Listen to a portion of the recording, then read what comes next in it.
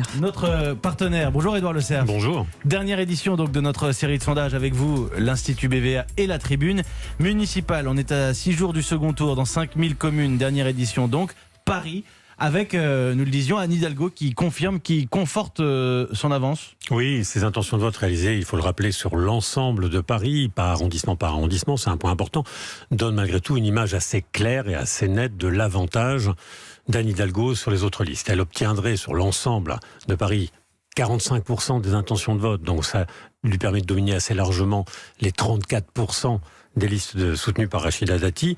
18%, c'est le score des listes d'Agnès Buzyn, donc on va loin derrière. Aujourd'hui, il apparaît assez clairement que Anne Hidalgo confirme en quelque sorte sur la lancée de son premier tour plutôt réussi, confirme et même anticipe potentiellement, on va dire, une victoire sur Paris. Ça se passe comment ? Ça se passe très simplement. Elle récupère quasiment l'ensemble de ses électeurs de premier tour.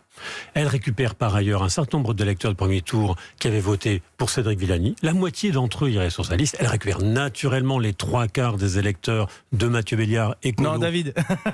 David Béliard, pas Mathieu. Pardon, Toujours voilà. pas. Toujours pas. J'attendais. Ah oui, voilà. C'était pour vous, Édouard. Voilà, merci beaucoup.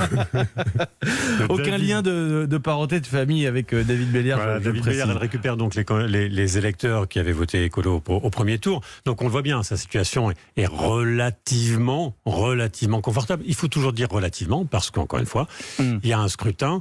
Les électeurs ne se montrent pas extrêmement mobilisés pour aller voter, contrairement à ce qu'on a pu voir ensemble. Oui, j'allais vous poser la question. Alors, il y a deux aspects aussi à prendre en compte dans les chiffres que vous donnez, Édouard Le Cerf. 90% de certitude pour les électeurs d'Anne Hidalgo, beaucoup moins, par exemple, pour une Agnès Buzyn. Oui, c'est une autre faiblesse d'Agnès Buzyn. La absolument. Participation, il y a un enjeu ou pas ? J'ai vu dans le sondage qu'elle serait même plus basse que pour le premier tour. Oui, d'1 ou 2 points, mais en tout cas, on serait vraiment dans les mêmes eaux qu'au premier tour. C'est-à-dire une participation très basse par rapport habituellement. Il faut se souvenir. Alors, en 2014, au second tour, 58% de participation.